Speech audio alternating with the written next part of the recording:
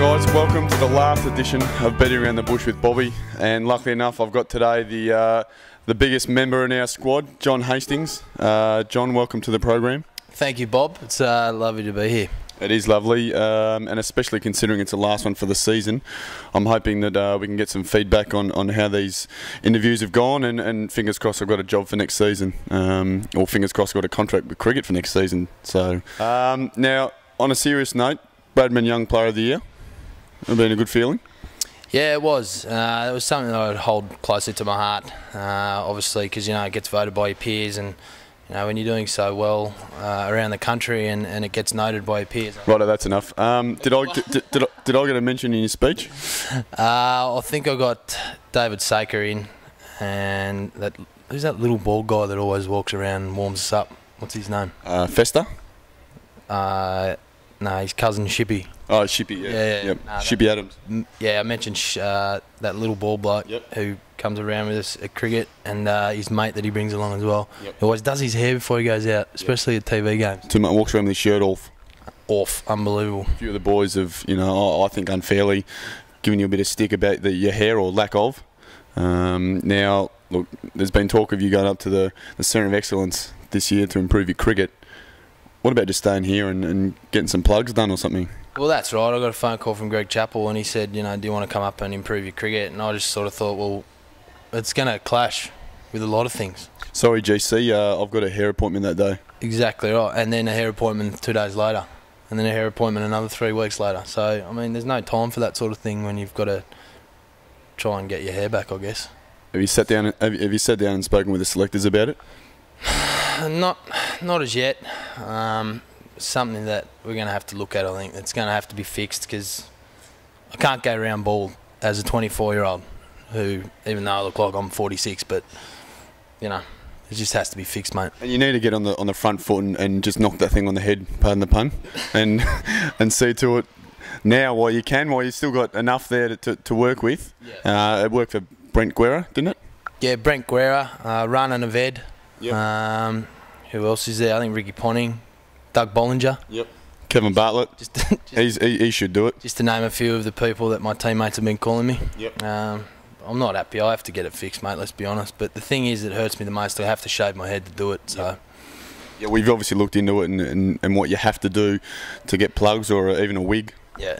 I'll probably opt for the wig rather than plugs. I don't like paying too much, so...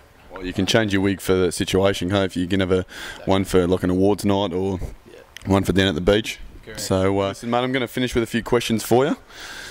Answer them honestly, please. Obviously, you've got a trait of not being so honest around us. So let's just be strong around here, all right? Did you used to be a basketball court?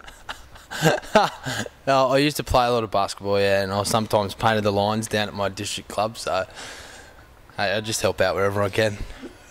Is it true that you once caught a fish bigger than the boat you're actually on?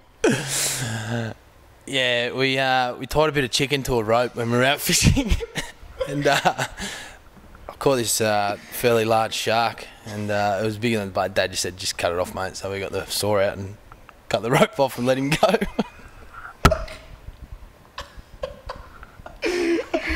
Who's the most annoying teammate and why? I suppose I'd have to say Matty Wade.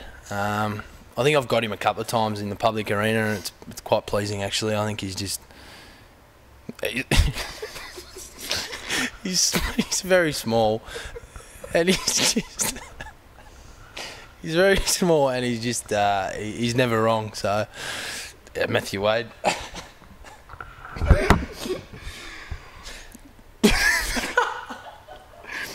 What's something you couldn't live without?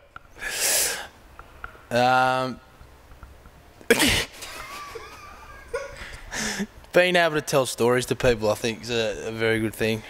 If I couldn't speak, I'd probably struggle to communicate with people. I think we're struggling enough as is. Do you think I'm handsome? Yes. Is it true that you body slammed Andre the Giant?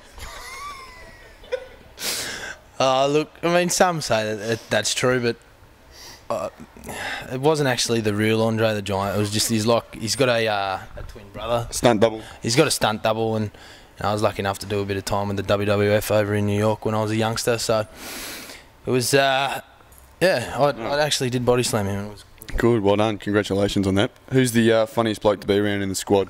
I'd probably have to say a toss-up between yourself, Bob, and probably Hodgie as well. He's just hilarious. Very quick-witted, isn't he? Very fast. Yep. Like Usain Bolt fast. Did you used to be a semi-trailer? Not as such a semi-trailer, but I used to drive them a little bit when I was... I used to drive them a little bit when I was a kid. I'm not so much a kid. You can't get your licence until you're 14 in Hawkesbury. But, I just did a bit of driving in the backyard with Dad. You didn't need a licence, you just drove? No, we had 100 acres in Hawkesbury, so it was a fair bit of time to drive around and throw the bales of hay and stuff out to all the sheeps. Look, mate, that $1 million you won from the Bradman Award, what are your thoughts of doing with that? Look, I'd love to. Have you seen that movie that Avatar. Sandler's in? And Which he one? buys Ferraris for all his mates. No, I haven't seen it yet. Nah, it's a good movie. I can't remember the name of it, but he buys Ferraris for all his mates. I'd like to do that for all my friends.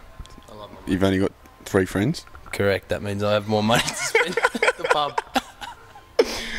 All right, Johnny, thanks for your honesty, mate. I appreciate it. Look, thanks for tuning in, guys. I appreciate it. That's the last edition of Beating Around the Bush for this season. As I said, we need some feedback as to how those interviews were going, and we'd love to hear from you, and hopefully I'll get to see you next season. See you.